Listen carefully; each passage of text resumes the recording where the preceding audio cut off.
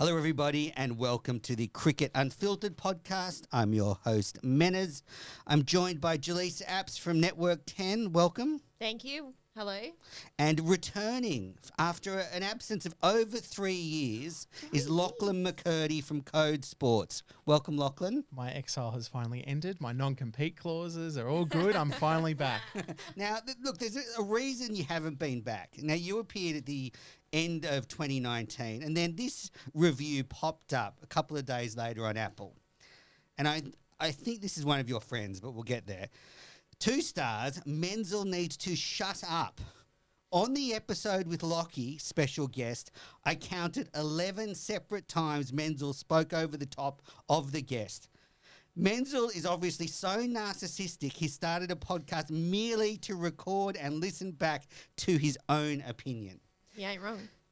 Hey, stop the sledging over there. So, have you found out which of your friends left this review? It says Tim. I genuinely haven't. I can confirm that I don't have any close friends who would listen to cricket podcasts called Tim. But the one thing I would say is that being silenced for 3 years does kind of prove them right. You proved you're right. You need to be more like me who gets Ryan. What was it, Ryan? Was it Ryan? Well, then, Jelisa, so you then came on the podcast not long after Lockie's appearance, and you know you've been asked back many, many times. Yeah. And a review came back not long after this shit review that was 2 stars. Fun. Make Jelisa a regular. Fun potty. Jelisa should be on full time. So I listened to that review very well, and not the one with someone with the last name Apps. No, it was maybe it was RCX, so could have been a relation. But anyway, maybe if I had been allowed to speak a bit more in that episode, maybe I would have been the one. Yeah, you would have flourished more regularly. Yeah, who knows? That was obviously before we got the review from, was it Ryan a few months ago, who I was. Oh yeah, he didn't like you. I want you sacked but off. The funny thing was that he was so nice. He wrote this review where he was just like saying I was terrible, but then wrote another one saying I think I was a bit harsh. Like, no, Ryan, own it. Own it. Hey, you're going to come for me. Come for me. Yeah, and it's fine because you actually didn't say anything overly mean. You were just like, not my vibe. Yeah. So sorry, Ryan, that you've got to listen. Yeah, I don't mind bad reviews, but that 2-star one from your cousin or maybe you did it under a pseudonym. I don't know, Lockie, but very that's the long absence explained for the listeners out there. But he's back. He's moved to News Corp and Code Sports now, so kicking goals since you were last on the show. Yeah, it's gone up from there. Exactly.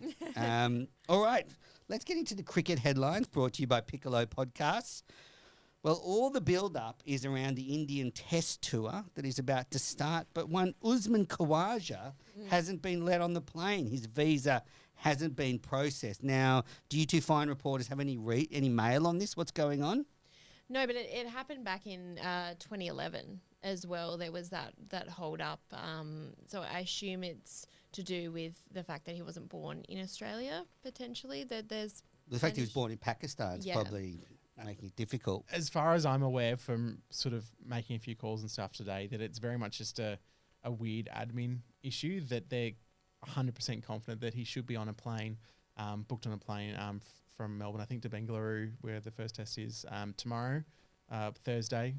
So, yeah, they're pretty confident that it's just a slight mishap. But, yeah, it seems very strange that someone who's had these problems before, that he's the one player who didn't get over there. It's not like it's a couple of players. So they think that it's the actual visa, the physical visa didn't get here in time or something, so it's going to be there when he arrives, I believe. Yeah, if my memory serves me right, and you might be able to remember, Lockie, it was the fact before the hold-up was the fact that he wasn't born in Australia, wasn't it? Yeah, that's absolutely right. And it's happened before apparently happened last year. It was delayed for the one-day tour.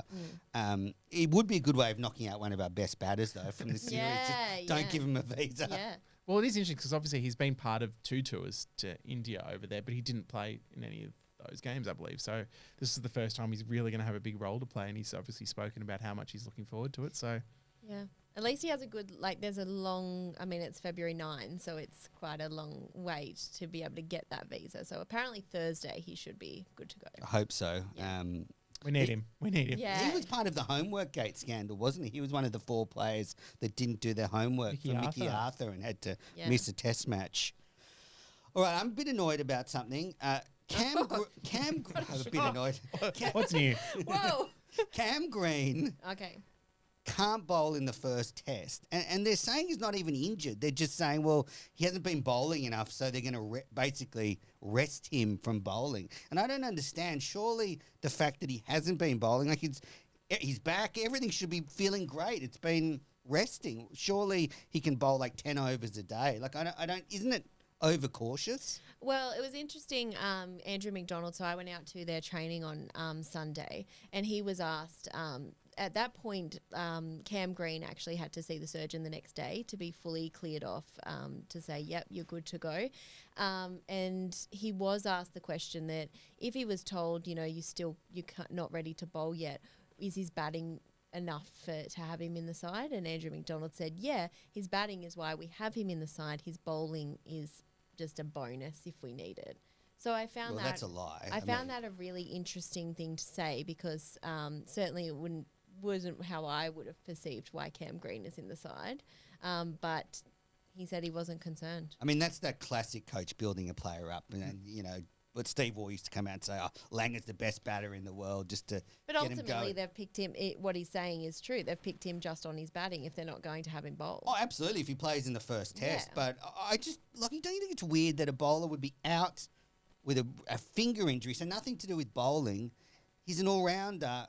Okay, he might need a couple of days in the nets to get ready, but maybe he can't bowl 20 overs a day, but surely 10 overs. Well, I think this is a young kid too who's obviously had a lot of injuries. And while this is a finger injury that's not related to some of the back and injuries that he's had previously and strains and things like that, that he's clearly had a lot of workload plans put in place previously. Obviously, when he first started in the Aussie team, he was only bowling 3-4 overs at a time. So I think it's more just making sure that his body is at the stage where they're confident enough that because he had all those injuries so early in his career, they don't want him to go down that path again, like we saw with the Pat Cummins, who once he had one injury, once you threw him into the deep end too quickly again, that he was out again for 12 months. And so while it's a finger injury this time, because of the way his body has kind of reacted to things before, I think Jelisa's right. It's a bit more being cautious.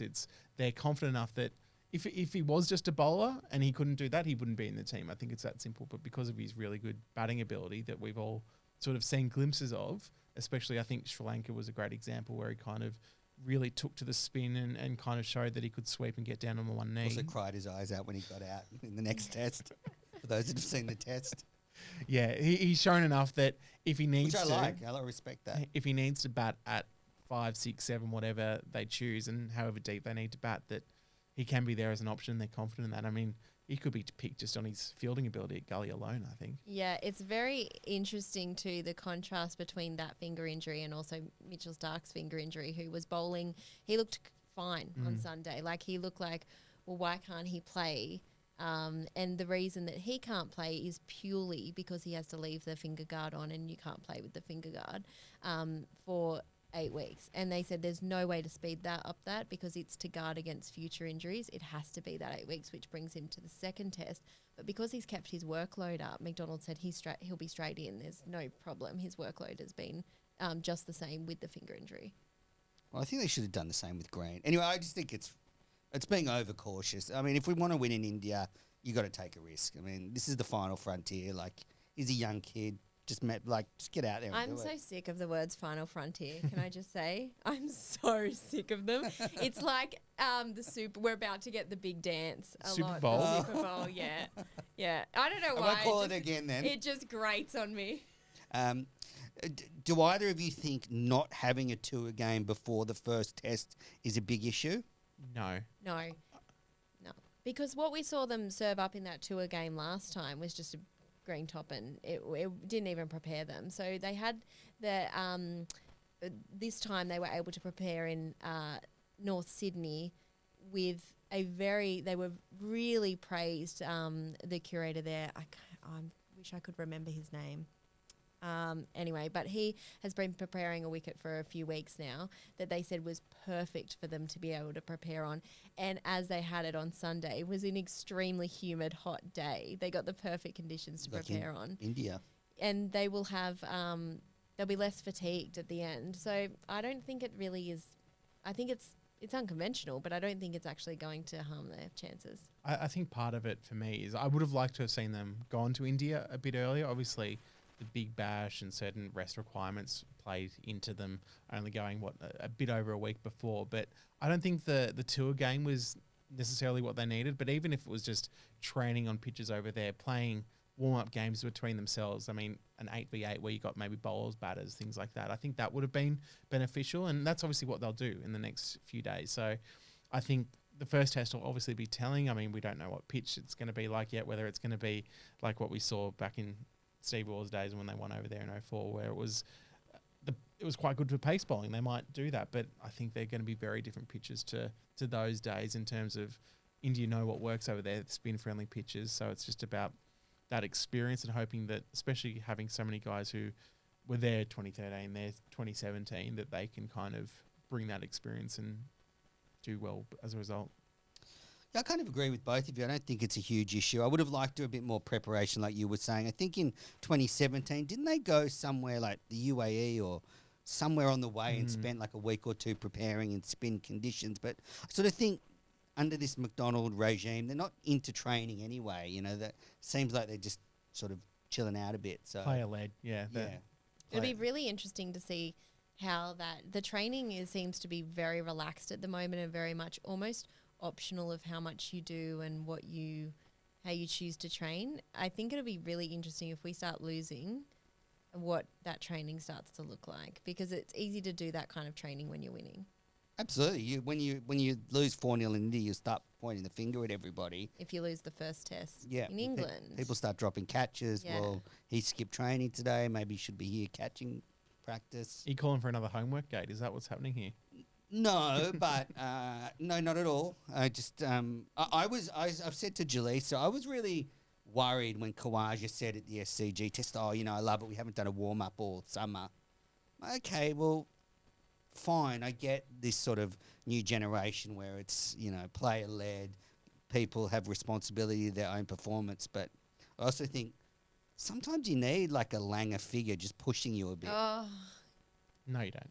All right. you just let it go. He's I'm just gone. talking. He's gone. I'm just talking about their You can catch him training. on Channel 7. You can listen. Sorry, you said to me. You can listen to Peter I'm Lawler's glad you bring this podcast. up. You said to me, listen to Langer's commentary. I was at my parents' house on Saturday night watching the Big Bash, so I had to watch 7, and it was Langer, Ponting, and I never told you to listen to Langer's commentary. Mel McLaughlin.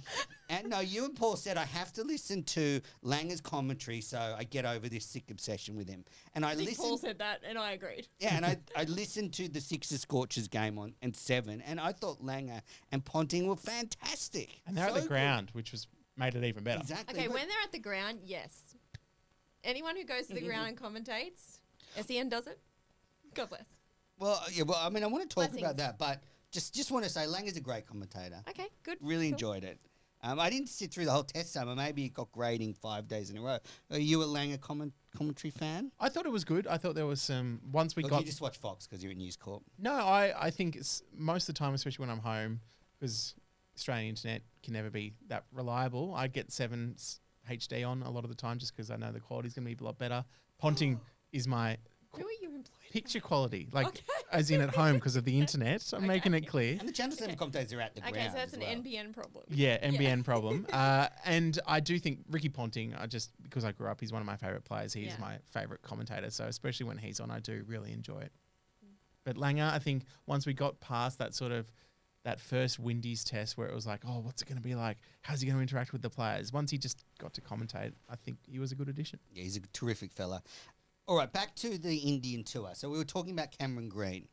I think this presents a huge problem for the makeup of the first Test 11 because if we don't have that all-rounder at 6, we really have to commit to a tactic. Because if Green's there as your fast bowler at 6, we can pick 2 spinners knowing we've actually got 3 fast bowlers with whoever they go for in Green. But with Green out, they're going to have to make a tactical decision. Do they go with 2 quicks and 2 spinners? Do they go with 5 bowlers, which I'm starting to lean towards? Maybe you have your 3 quicks and then 2 spinners and Carey bats at 6. What do you think, Jelisa, about this conundrum? I like that. I like to have 2 spinners and 3 fast bowlers, because particularly I know it's different conditions, but I think that really let us down in the Sydney test, is that we didn't have that extra quick, and they were just sort of tiring out, and there wasn't as much variety in the bowling. But I think, obviously you need your two spinners, and I think you're right. It does provide a little bit of a conundrum if you had Green in there, but I like Carey at 6. I mean, Green might have to miss the first test. Head will keep his spot and Carey at 6. What do you think, Lockie, about that 5-bowler option? I think they could potentially do it at some point in the tour, but unless the pitch is clearly a raging turner, you can tell it's going to be 200 plays 200. I think you have to pick at least 7 batters, including a keeper. I just think that not knowing what it's like over there, we've struggled before in terms of not getting enough runs on the board, especially if we win the toss and bat first. I think you just need to give that bit of support, because while you've got, obviously, Warner, Khawaja, Smith, who played there before, Marnus hasn't played there before, Travis Head hasn't played there before, Alex Carey hasn't played there before, and then assuming you add one more in there, Renshaw's obviously got a bit of experience, Hanscom's got a bit of experience. So for me, I'd be picking a pretty similar 11 to what we saw in Sydney, whether it is Agar, and you'd think they'd lean that way in terms of having that left arm option. I feel like that's the way to go for at least the first test. Get a few overs out of Travis Head, minus Labuschagne if you need. But I think you just, while we've got so many quality quicks, and putting them all on the side would be great, I think you need to just protect your batting depth a little bit, especially for that first test. You can't lose the first test. Yeah, I know, but I'm going the other way. Why I think you go for 5 bowlers is our second spinner is a massive question mark. We took Stephen O'Keefe over in 2017, and you knew what you were going to get, and he was ready to go. I don't think we have that option, and my worry is we go in with 4 bowlers, and the Indian batters are going to target whoever that is, Agar, Swepson, Murphy. They're going to target that. And they could knock that bowler out of the attack on the first day. And then Cummins has got 2 quicks, one of them being himself, and Lyon. And it's going to be really hard to do the overs. So I think if you actually go with 5 bowlers, it gives that flexibility that if the Indians, which they will target our second spinner. If they do and it comes off, he can sort of just rotate the quicks with Lyon and try and keep under control. But I get you, because I agree with you. It does leave the batting a bit short. You know, if we lose a couple early, then it opens the game right up for India. But I almost think that I've got more faith in our top order than I do with our second spinner. Yes. So I'd be saying to Warner, Khawaja, Smith and Labuschagne, dig in. Bloody dig in. Yeah. I agree with you. Yeah, I that second spinner is a bit troubling, I think, because we really aren't set on, and I don't think they're set on, like the Australian side. I think obviously Agar was what they were looking at when they picked him for the Sydney test. He didn't really do all that much. It probably hasn't filled him with huge amount of confidence picking him and him not doing that much. I think they'll go with Agar for variety, but I think they're really looking at Todd Murphy. Quite seriously. I think if Agar doesn't perform well in the first test, I wouldn't be surprised if you see Todd Murphy thrown in. I would actually take a gamble on Murphy, because I think so would I. Agar, they're going to hammer. Swepson, I really like him, but leg spinners on Indian pitches against their batters, you only need to bowl 1 loose ball and over, and they're just going to hit that for 4 every time. So it's I think once Green comes back, just changes the whole balance, which is why I'm surprised they didn't take an all-rounder as another option. I know they don't have great ones, but Mitch Marsh and Aaron Hardy. Well, Marsh is injured, so he wouldn't play. Yeah, I reckon if Marsh is fit, I reckon he goes. I agree. Yeah. I think Mitch Marsh would have been a good so option. that's where the balance. Right, now I've got some predictions for you about the series. Okay. Here we go. All right. And the question is, by the 4th test, by the 4th test, will Travis Head still be in the team? Yes. So you're both confident that his troubles in subcontinental wickets will be put behind him? He said he's going to be That's more a different aggressive. question. That's a different that's question. a different question. Well, if he goes like Olympic rings like Mark Ward did all those years ago, duck, duck, duck, duck, duck, I don't think he's going to be in the 4th test. Yeah. Who do you then put in? Is Renshaw, Hanscom. Like, there are definitely options there if he struggles, but I also think that the way he plays the game, that as long as he has 1 innings out of a couple where he can score a quick 40 and take the game a little bit and take that momentum. I think that'll be just as important. Whereas, sure, Renshaw and Hanscom have the ability to do that, but the fact that we've seen Travis Head score at that quick strike rate over the last couple of years, I think the Aussies will go, look, even if you can do that just once or twice and kind of put the game back in our favour, I think that'll keep him in the team. I also think it's generally a rule of the Aussie cricket team that it takes a lot to be dropped. Okay. All right. I agree. I think he'll still be in the team. I think he'll do well. I think he'll do well in this tour. I'm confident on Head. Next question. By the 4th test, will Pat Cummins still be the skipper? What? Sorry? Well, will he have quit? Justin Langer, sycophant over here, is... You have gone mental. No, I'm just if we get hammered and we're 3-0, he's cooked. You saying Steve Smith is going to take over again? Maybe Cummins will just say, I need this test match off. And Are you okay? I'm asking Go you. have a Milo and come back. It's a legitimate question. Well, sure, No, you it's could put a not. question mark on anything. What if by the 4th test, Hazelwood and Stark are our best quicks and we're playing 2 spinners and Pat Cummins has dropped? It's a clear problem that picking a bowler as a captain was always going to have, but I think no matter what, Cummins is Australia's best fast bowler. In Test cricket, I think obviously that changes in formats, but I think right now he's still our number 1 fast bowler. Hazelwood, Stark, better in sort of different conditions, but I don't see Cummins being dropped at all unless he's injured or he needs a rest. Well, arguably Tim Payne wasn't our best wiki. Look, I mean, you got to drop this. I mean, you say you've been hammering Payne for 2 years. No, I'm not hammering him. I'm just saying that. Come on. Okay, well, I think there's a real chance by the 4th test Cummins quits as skipper. Quits? Absolutely. They get absolutely hammered in the first test. So you and don't he even just think he'll goes, just "Nah." be dropped for a test? You think he'll quit? I as actually think you skipper? could just go, nah, hand up. This is too much for me. This isn't. I mean, we were talking before about embarrassing. what was happening in this studio before. Is that affecting your judgment? I think this tour is going to be really, really testing for him. So we'll see. Every episode, you have to say something completely nonsensical, and thank God we've crossed it off. Where's the camera? Clip that up, let it go viral, and you'll be proved wrong. Yeah, that's exact. But that's what he's doing. He's Well, just fishing. you guys are so He's fishing. Absolutely not. It's a legitimate question. A fast bowling skipper going to the subcontinent, it could end very badly. But quitting. Oh. Quitting. Yes. Yep. No, okay. Do you know what? I can get on board with dropped for 1 test. Okay, that's barely, good. So then he won't be barely, skipper, will he? Barely. Yep. But I can't get on board with quitting. Well, I mean, at some point in he'll jump on his private jet and head home. At some point during his tenure, there is no doubt there'll be a test match that he doesn't play, either because he's got a bit of a niggle, It's already he's happened. tired, he's whatever reason. Yeah. He's not the best. Installing Whatever. solar panels somewhere. But quit as the captain, you have gone mad. All right, well, we'll see. Death riding Cummins now for 3 tests. All right, and last question. What is wrong with you? Will Nathan Lyon have over 20 wickets in the series by the 4th test? By the 4. Let me So just there's maths. So Yeah, six- yeah, so I'm there's trying to do the maths 60 as well. wickets on offer from India, and will he have over 20 of them? You'll go close.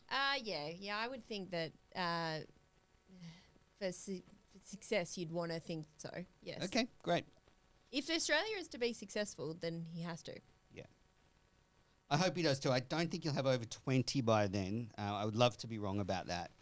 But yeah, Oh, so you think 20 on the dot? I think he'll have like 15 by the 4th test. I think it'll be a struggle for him. I think the struggle for him will be that they can if the other spinner's not performing, they can just sit on him, and he'll just bowl some tight overs, but he won't get many wickets. No, I reckon he's going to dismiss Virat Kohli a few times. It'll be I would good. love that. I think Kohli will struggle. I mean, he hasn't done well against the Australian bowling attack for a while. He obviously missed that series that they won over here in the Gabba. He missed 3 of those tests. So I think it's been a while since he's faced the Aussie attack. So I'm keen to see that line up as well. And I think obviously Socky did really well against him last time. And I think Nath will kind of look back at that and go, okay, I feel like I can get the upper hand, especially in that battle. Because I think whoever wins that battle is going to win this series. I like it. Series result, what do you think it's going to be? 2-2. 2-2. Wow, that'll be thrilling to watch. Yeah. Jelisa?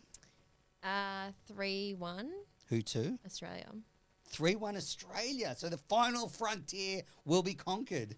I am just going to back them. All right, excellent. Which order? Where?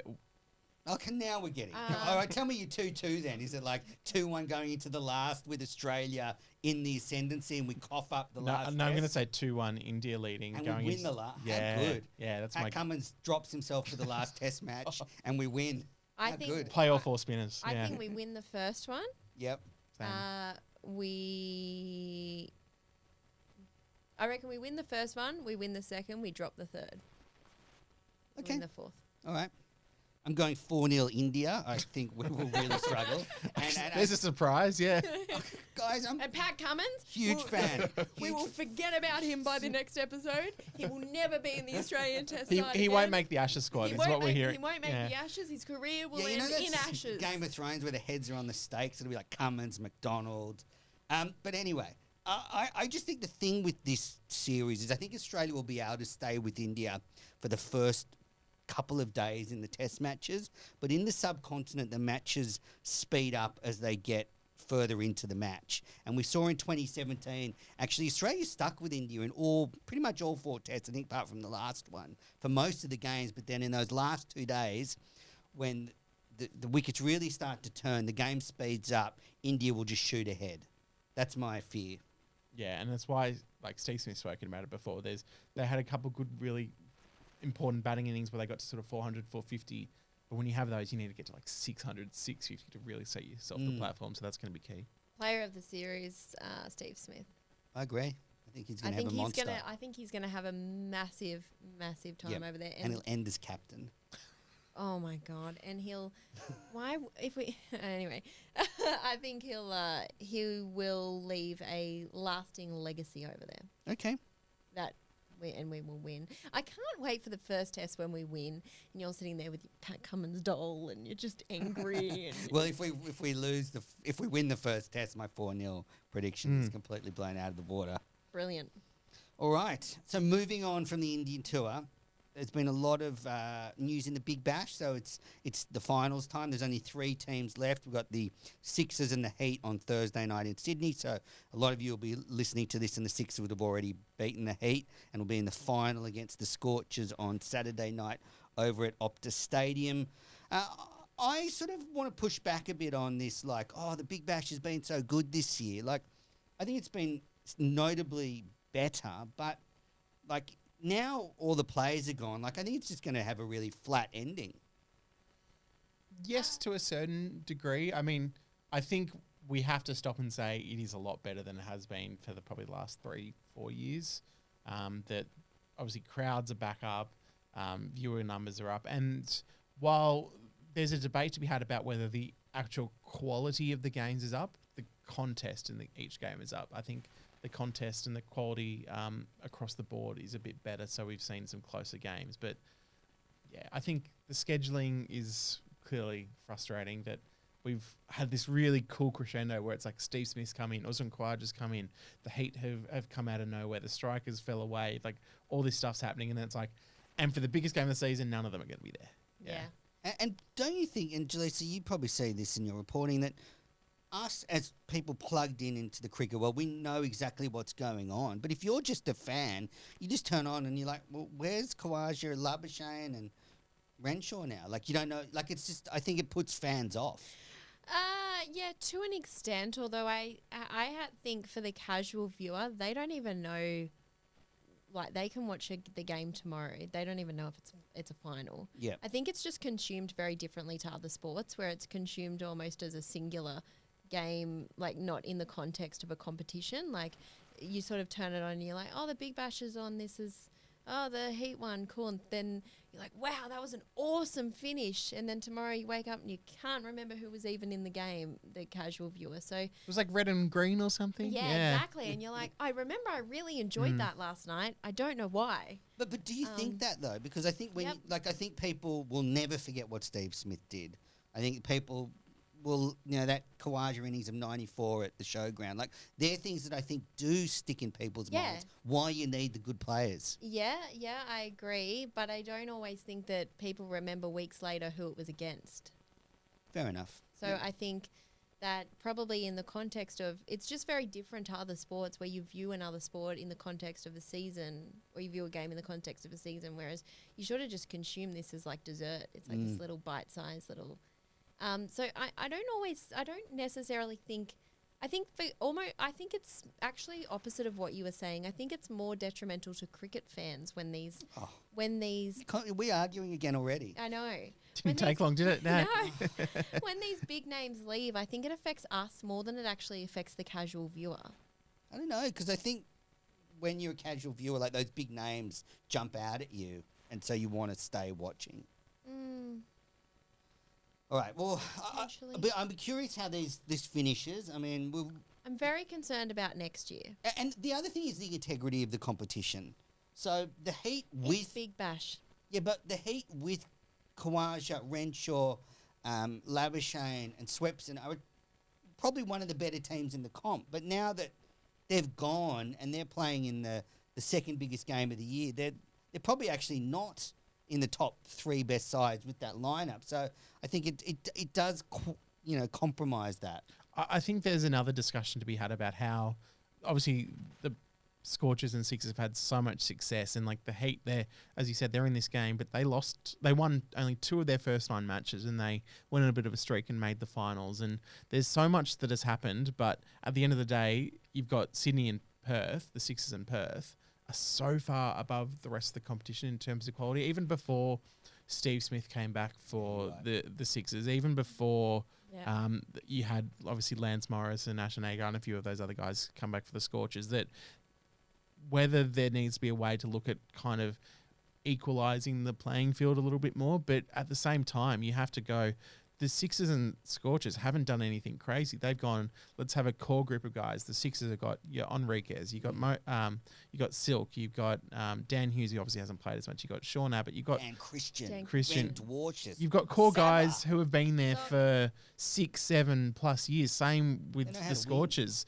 They know how to win, but they also know how to play each other as a team. Whereas every other side has kind of tried to fix holes on the fly. They try and get new players in each year and go, oh, maybe this guy will make a difference. And whether it's about encouraging that loyalty, that longevity, or whether it's about just going, let's start again and do a domestic player draft, as some people have mentioned there, that maybe that's the next step to making sure that you've got guys that aren't just the Scorchers and Sixers at the top of the table each year. Because obviously these guys are getting older, like your Moseses, your Dan Christian's retiring, so the teams will look a bit different, but the cultures will remain the same, and that's really what wins them these titles. Aaron Finch made that point the other day. He said that everyone is the Scorchers and the Sixers. He said to me on the blue carpet at the awards, he said the Scorchers and the Sixers are so far ahead of everyone that we need to catch up. Yeah, absolutely, and that's why they win all the titles. A couple of times on the coverage and on the Fox cricket coverage recently, they've been caught out with the fact that they've been commentating remotely. So I watched a game where the camera was behind the fielder, Anisha Gua, and I'm not criticising. She was like, oh, what a great catch. And the front on, he dropped it. And so I guess I understand. So she wasn't there, or she wasn't there. She was recording, commentating off the TV. Okay. So the camera angle was from behind. She goes, "Oh, it's a great catch," but then when she saw the front angle, the catch had been dropped. So if you're at the ground, you probably see that because the camera was right behind the player.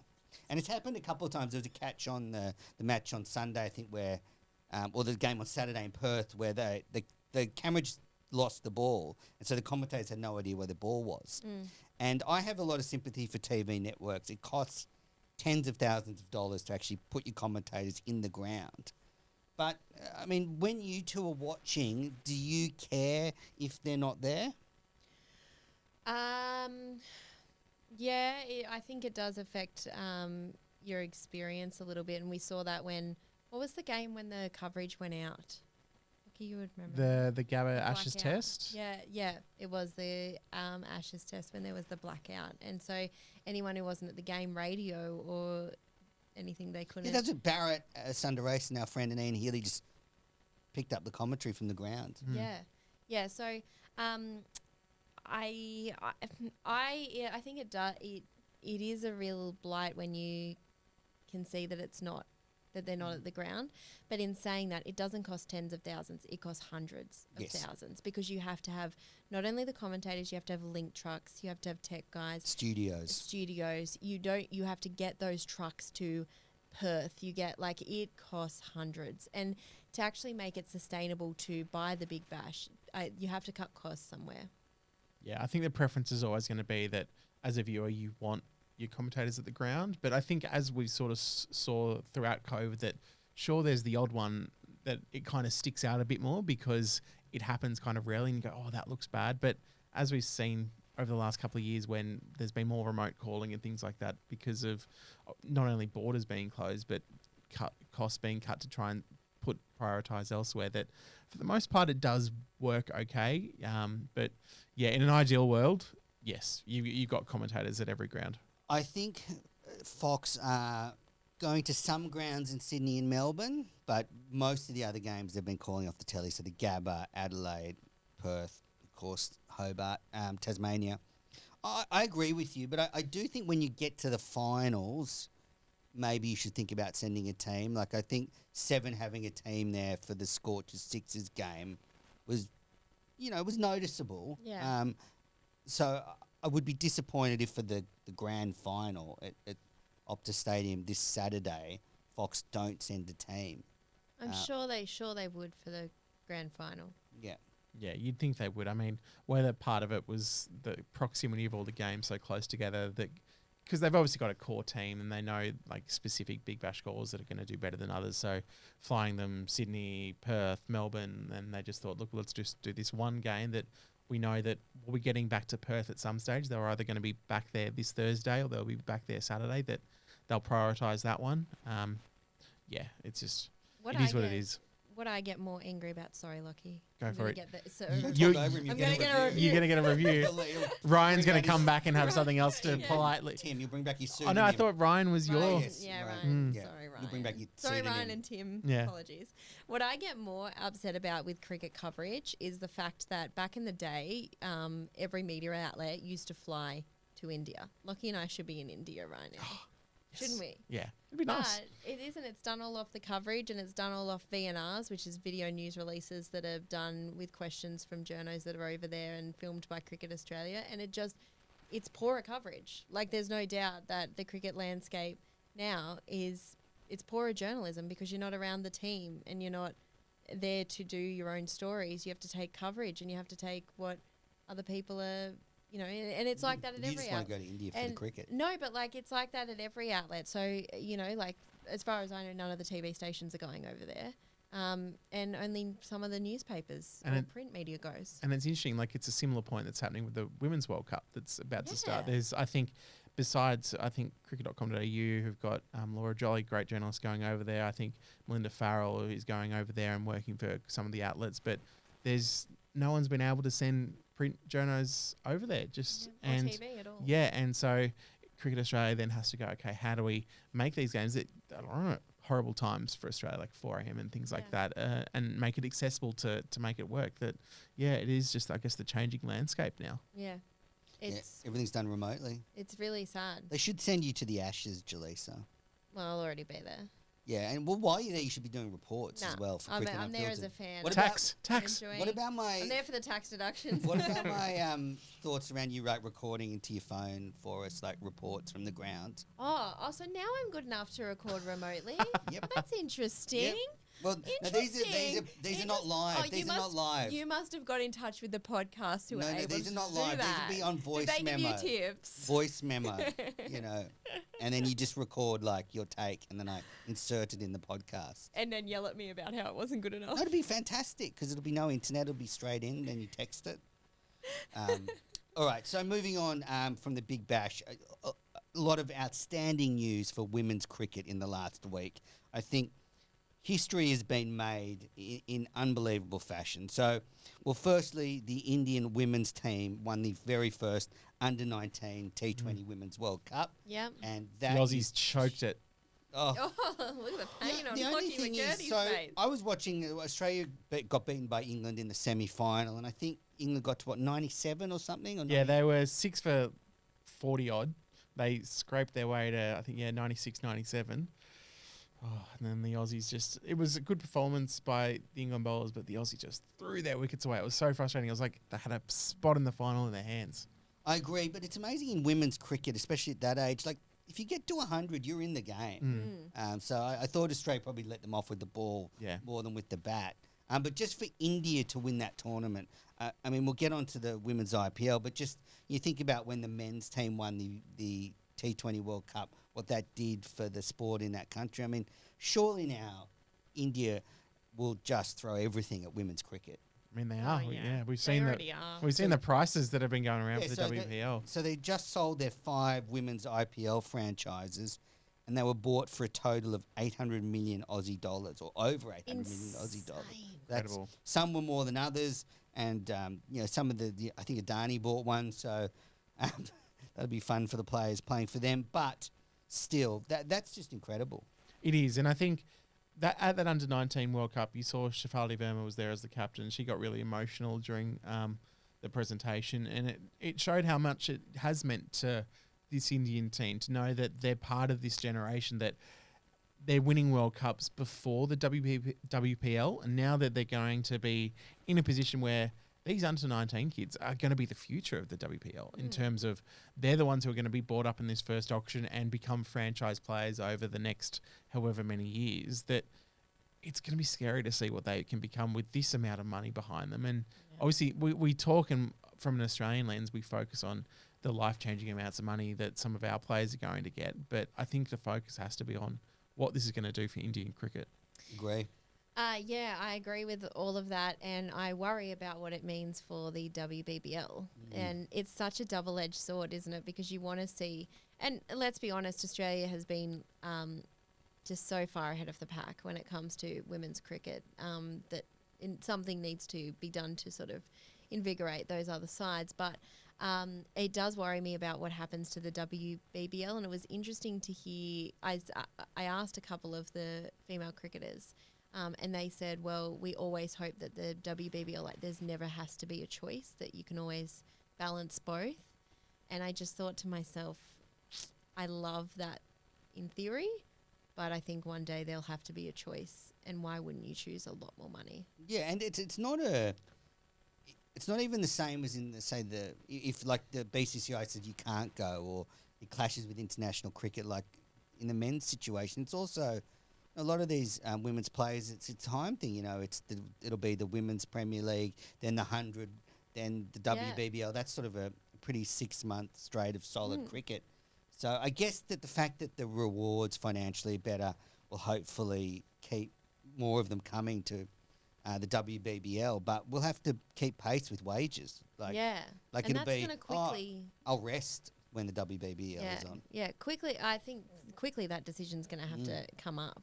I sort of feel like just generally women's cricket in India is a bit like where the men's sort of thing was, where, when Australia was dominating in the early 2000s, there was a few whispers like, India's coming, like, just watch out. Yeah. Once this all comes to fruition, they're going to challenge, and they have. And it's going to be interesting to see how it affects the women's international schedule. Because, I mean, we saw 6 Aussie games this summer, and it wasn't many already, and one of them all got washed out. Some of them got rain affected, and it's like, do we need more international cricket? Like, obviously everyone calls them all women's tests, but the more we see, obviously India's going to start this league.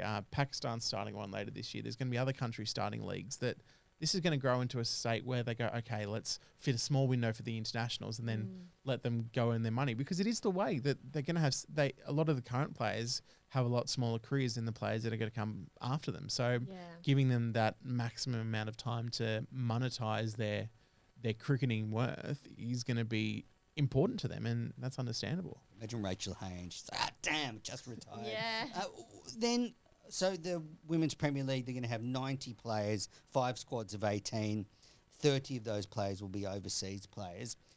What is your prediction of that 30? How many will be Australians? I think you're going to have at least half will be Australians, maybe as many as 20. I think you're right. You've got to remember that, so of the 30, so there's only 25 that can be associate. 5. That's right. They have one from each associate nation. Yeah, so there's only 25 right, only 25 of them are possible to be Aussies. I think it'll still be about that half, but Yeah, that limits Or it down 15. to 12, 13, something like that. And it's going to be interesting to see whether someone like a Laura Harris, who is known for her ability to hit 60 off 20 balls, takes the spot of a Grace Harris. Like it's right. going to be really fascinating to see how deep they go, because as far as I'm aware, all the Aussie contractor players have put their name in the auction. About 3/4 of Australia's domestic players have also put their name in the auction. Everyone's just gone, let's just Let's put our have a name in, crack. let's see what happens. Because our players are so experienced because of the WBBL, they'd be crazy not to sign them. I guess you look at some players in England team, you know, really great players that could be signed, a couple in the Kiwi team, and then, yeah, I just think we'll see a lot of our, you know, and the other thing is our players are going to be vital to this league, because when you think about the stars of international women's cricket, you think about the Australian team. You know, it is, you know, Meg Lanning, Elisa Healy, Elise Perry. You know, they're going to drive the growth of this new league. So they are crucial to it. Yeah, true. Now, last thing on women's cricket, and it's an interesting one. News has come out, and the Women's T20 World Cup is starting next week in South Africa.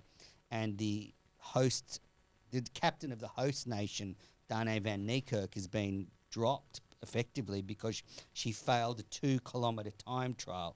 So she had to do 2 kilometres in 9 minutes 30 seconds. It'd take me like 25 minutes. And she did it in 9 minutes 48 seconds, which is the personal best for her. But she was left out because she didn't meet the fitness criteria. At a home World Cup, you captain 18 seconds. I mean, Jelisa, is this just coaches gone crazy? My first thought when I read this is there has to be more to it, right?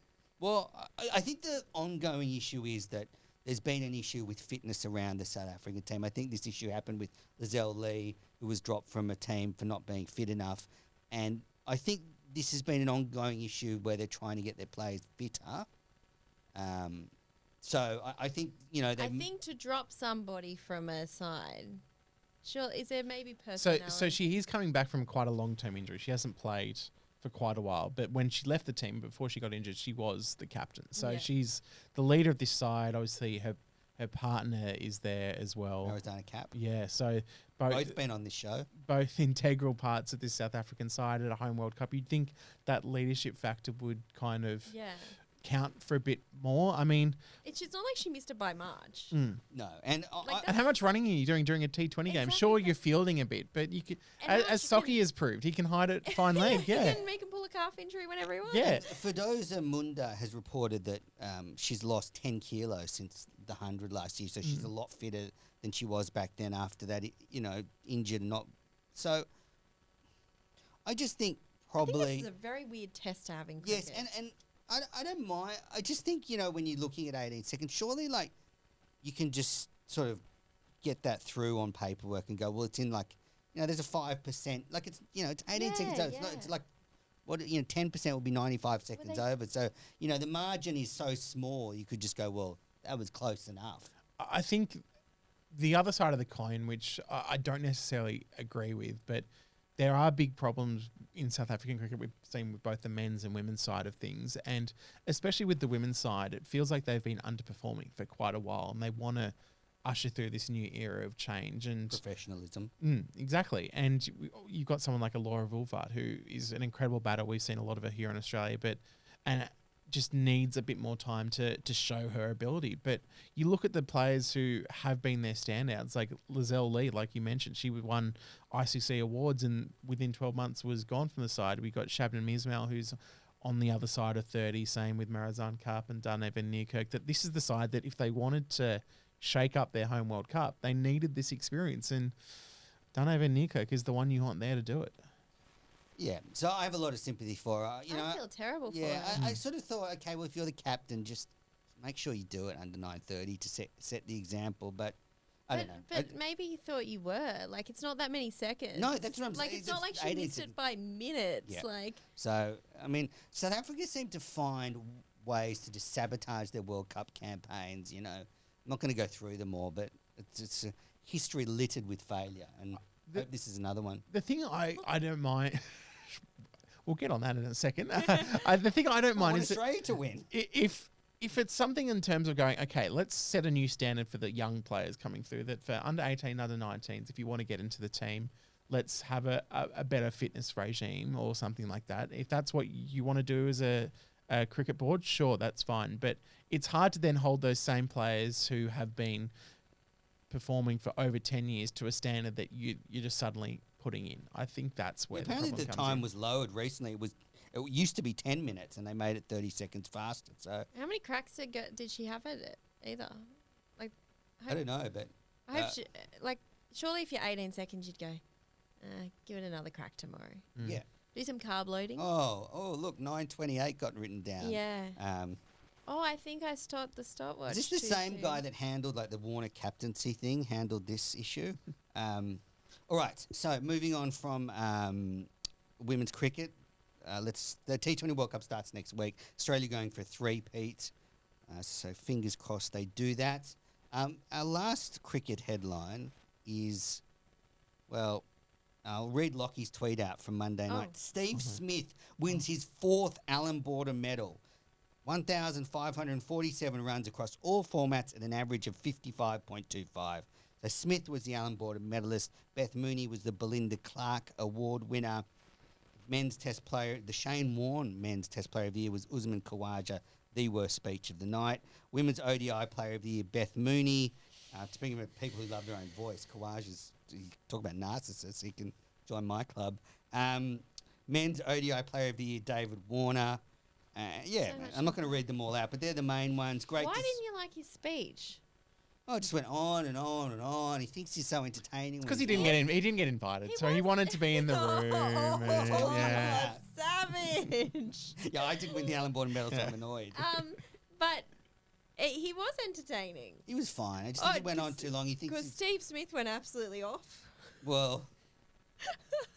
It's charisma. It's a bit of energy. And on a night that it's an awards night, it's never going to be a lot of fun. So to hear him add a little bit of his spice is I didn't mind it. fantastic. He just went on and on and on. Do you know what? He seemed like the only cricketer, and I'm not saying that this was necessarily true, but did you speak to him on the blue carpet, Lockie? Yeah.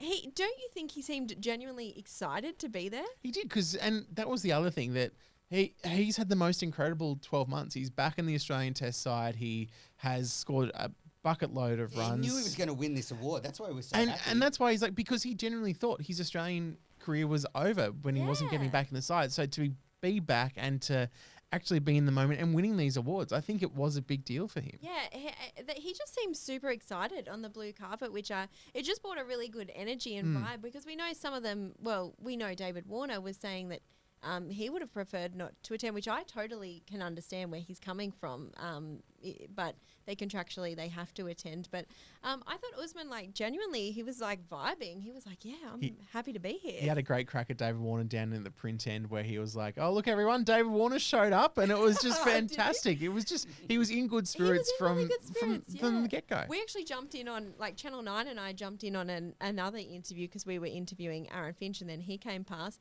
And you brushed Finch. I asked him a question, and he turned around and goes, whoa, where did you come from? And he was just in a really funny mood. You guys personally love Khawaja, but his speech was went on too long. But I do think it was a bit if I'm David Warner, I wouldn't keep going on with this. Oh, I'm so tired. He only said it once. Yeah, but he said it It just got repeated. Yeah. He said it so, because I'll take credit. I was the one who asked the question. Yeah, I packaged. I have to put my hand up. I packaged that whole interview for the news. And it was all Yeah. So it was after the Thunder's final that was washed out, and we just kind of went to him, how are you feeling? And he admitted that it's been tough because since October or whatever it was, he played in those West Indies T20s up in the Gold Coast, and then since then it's been World Cup, it's been random ODIs.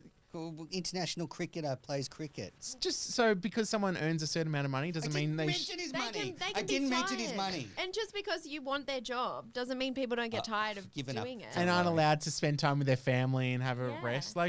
And just because he might not be scoring as many, this was the comment I saw a lot online that, he didn't score any runs. He's still at training. He's still going to things. He's still working hard in his game, even if he's not scoring runs out of the middle. He's still traveling. Yeah. To me, I think, okay, it's time to retire. When I start to hear that, I'm thinking pull up stumps, mate. Oh, I think think no doubt he's alluding to the fact that, it's winding So up. you agree with me? Agree with you on what? Everything I've that he said. should- Everything I've said in this podcast. That he shouldn't keep everything saying up to it. He this said point it you once. agree with.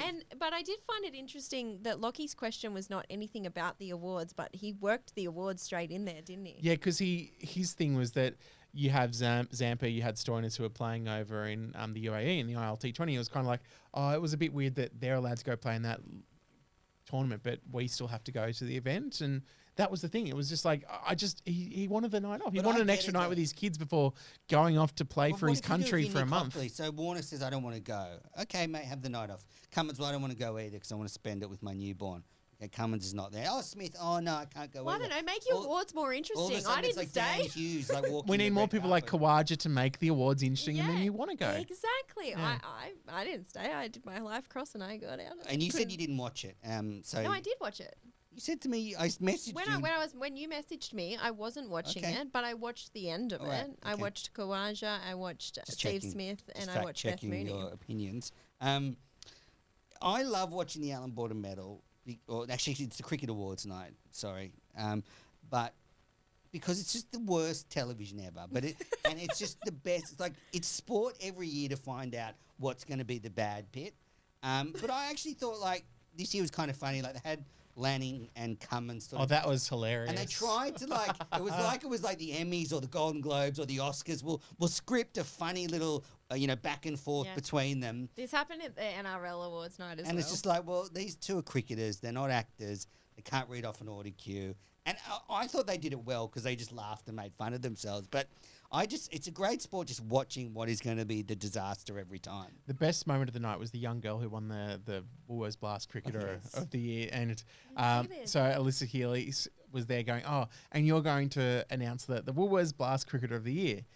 And it was the young girl. She opened the envelope and it was her name. And she got all emotional and going, oh, my God, oh, my God. And so then Alyssa Healy started interviewing her and it was fantastic. It was best moment of the night. cute. I liked that interview where Elisa Healy says, so have you enjoyed being here tonight? And she goes, oh, yeah, it's been so great to meet people like Elisa Healy and Elise Perry. I'm like, okay, well, you're standing right there with Elisa Healy.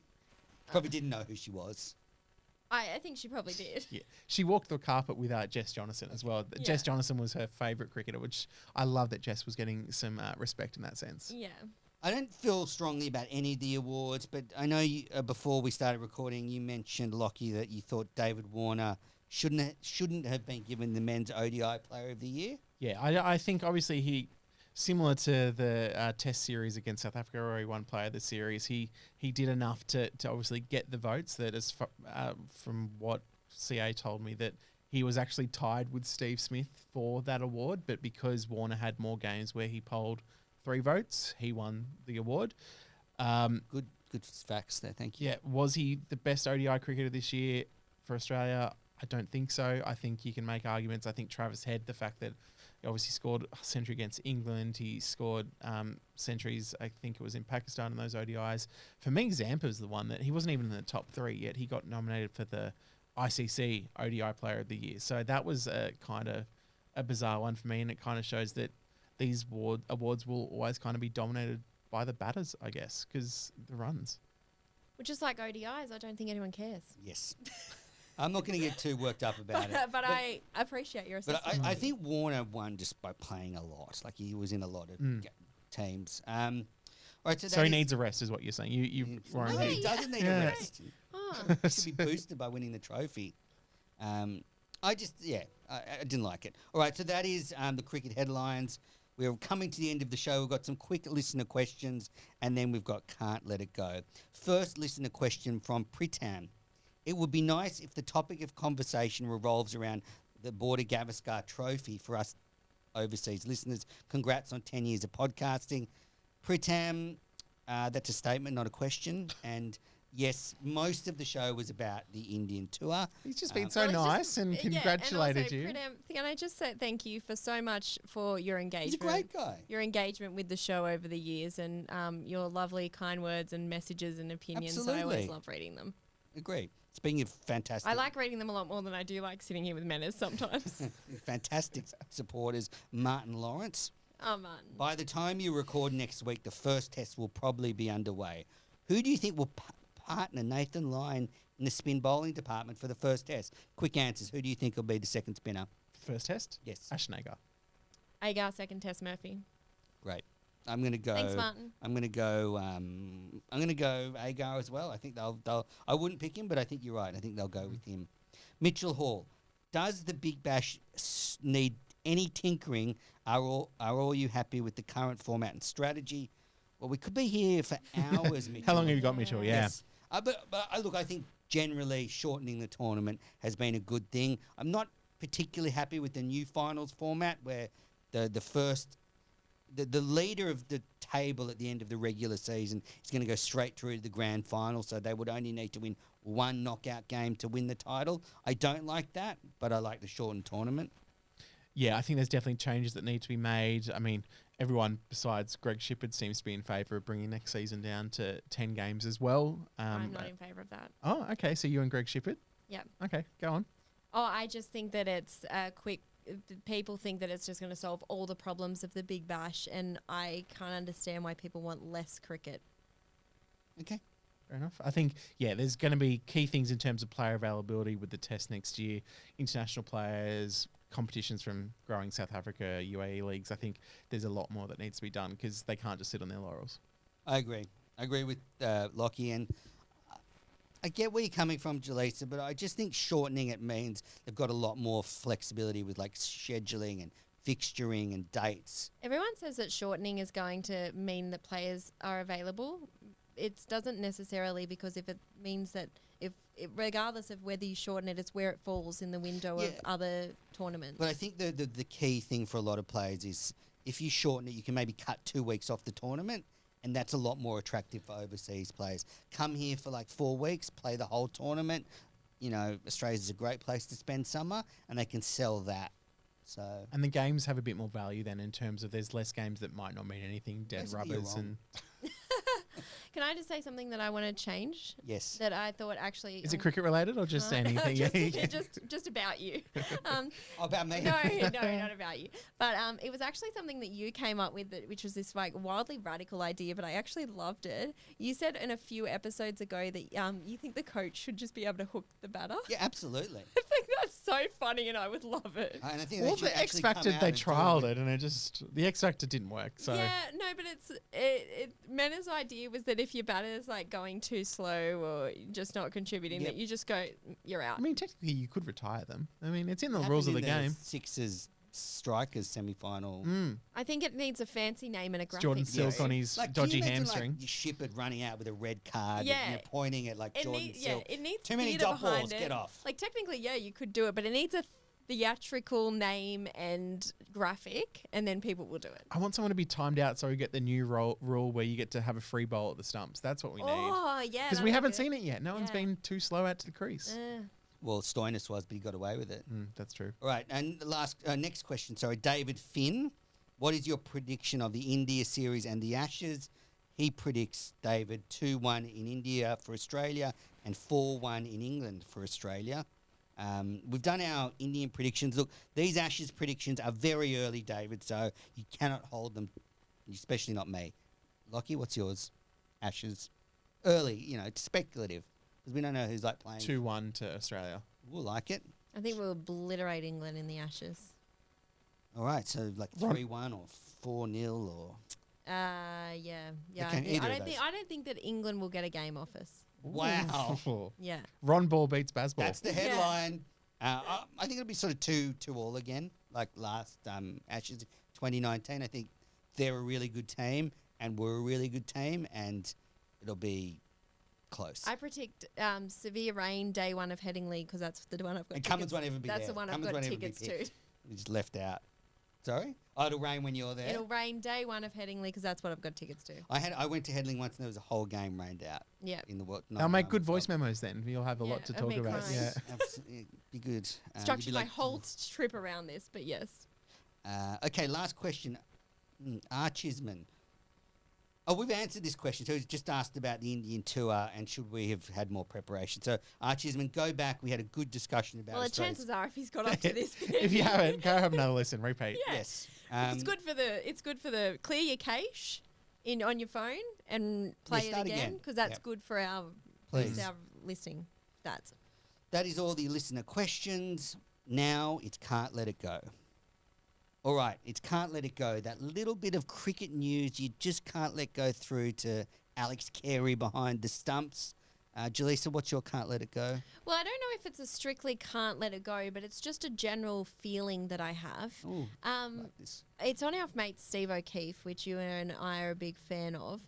I want Sock at the next opportunity to go in the IPL and finally make money in it, because last time he was there, he made no money. Yeah, I think he's been on this podcast talking about it as well. Yeah, I think he has. So if you go and listen very long ago to this podcast, Like last year. the but story whatever. is that he was it last year?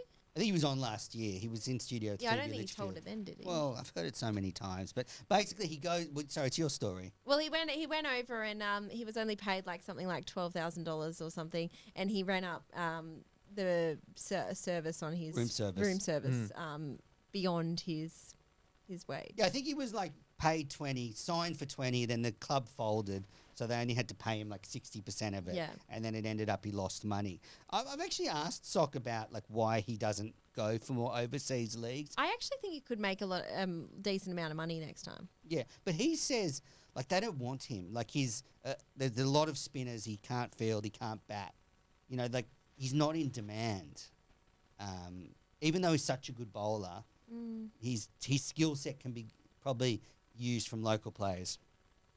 All right, what's your Can't Let It Go, Lockie? Kind of touched on it a bit earlier, but the fact that we've got BBL finals when everyone's back at school, kids are back at school, I mean, it just doesn't make sense to me. The fact that we've crescendoed to the competition now at the biggest point, everything's dropped off. Like Sean Abbott was saying today at his press conference, maybe we should let kids have Friday off so that Thursday I'm up for that. they could actually come to the game and not worry about the game finishing at 11 p.m. or later if there's a super over. Like those are the sort of things that they have to consider now. So yeah, it's frustrating that the Sixers, who are coming off an incredible crowd against the Sydney Thunder at the SAG, they'll probably be lucky to get about 15,000 there.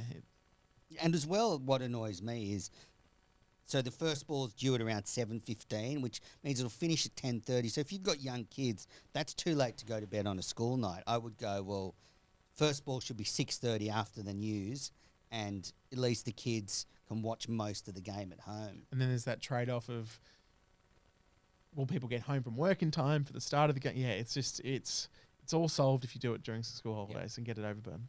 So again, Jalisa's wrong. All right.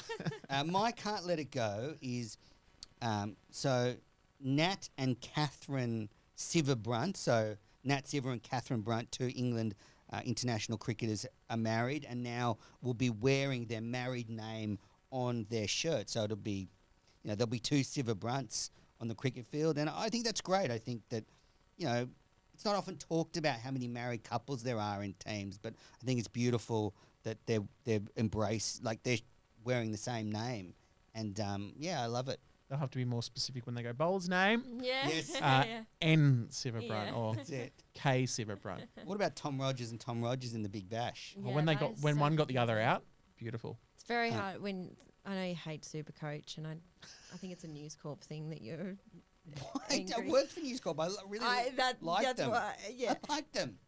No, it's a shit competition, Supercoach. It is. Sorry, but you cannot sugarcoat Anyway, it. when you see So you're being paid to Tom play. Rogers, you Sorry. can it gets confusing. Yes, and if I was paid to play Supercoach, I'd say it was great too. Okay. Finally, just on that point, I Of course wonder you would. what year it will be when there's like two male cricketers that are married having the same name. Say if Zampa and Stoinis consummated their relationship, it would be like Mr. and Mr. Zampa. What year do you think that'll be in? Oh, well, it's a lot of factors. Will it be Yeah, before I'm not gonna put a- 2030? I'm not Before gonna- 2030? I wouldn't this is dare a put really a ceiling on weird it. prediction. Why? Well, I'm mean, just there's so curious. many Like, factors it's happened that in the women's game. There's so many factors that you have to have. Just give me a number. two very Before good or after cricketers. 2030? Yeah. What? After Will it happen 2030, before I or guess? after 2030? Or maybe after 2030. Okay. Like you have to have the chances of having two top level cricketers that are in a relationship is very that's a lot. That's a happens a lot in the women's game. Maybe it's happening more in the men's game. It's not being talked about. Maybe, okay. You sound like you know a lot more. So what's I'm your not. number? What's your number? I'm just What asking. is this I think it will happen. I think a lot needs to happen, so I think it'll be after 2030. Let's go with that then. Sure. Okay. Yeah. All right, well, what a way to end the podcast. God, real. It's actually grounded to a. It's actually perfect. I've grounded the conversation Real to a halt. crescendo there. No, like you just. It's like the staring at- BBL. We got a high, and then we thought let's just test a little bit more. We went it Yeah. over the school Yeah, holidays, and yeah, now yeah. we're I here. think it's a legitimate Yeah. question. All right, well, Lachlan McKirdy, thank you so much for returning to Cricket Unfiltered and coming in and joining us in studio. Fantastic to have you on. Thank you. Where can they find you, the listeners? Hopefully not in my house, but Code Sports is where all my stuff goes on work, and then Twitter as well. What's your Twitter handle? At LMcKirdy7. Great. I was trying. It's not the easiest handle, is it? What? El McKirdy7. Oh no! You know what? No, now while that we're on this, it's a lot easier than our podcast being called Cricket Unfiltered and the handle being at Cricket Oz Cricket Pod. No, because I People started. are like, "What? Sorry, Oz Cricket. I can't find Oz Cricket Pod on Apple Pod." I'm like, "No, sorry. Search Cricket Unfiltered. I'm sorry. It's the guy running it's got no idea." It was called the Australian Cricket Podcast. So I for like find it 5 very years. ironic that you have a go at him for his All right. handle. Well, I'm going to change. It's going to be Cricket Unfilter soon because we can't fit the whole title. Yeah, come on, Elon. Yeah. Elon, fix it for me, please. And Jelisa, Yeah. this has done nothing for the rumours that you and Paul Dennett can never be in the same room together. Oh no, I miss Paul. Yes, but, Paul's, going through some stuff, so we send him all our love from the podcast. Yeah, He'll be we back miss Paul. next week. We're going to be doing shows all through the Indian tour, nightly reviews of the test matches, so it's all going to be happening. What doesn't bode well for that is I won't be here next week. So That's fun. no, but for the Paul and I rumours. Yeah, absolutely not. Paul and I are recording remotely again, so that rules you out. Yeah. What are you Apparently doing? it doesn't in England. You're though. on the radio next week. Yeah. Yeah. I'm going to be in there on Thursday morning is your pre-show, like the lowest moment in my career. The warm-up act. Thanks for warming me up. All right. Well, thanks everybody for listening to Cricket Unfiltered. Tell all your friends and we'll be back next week.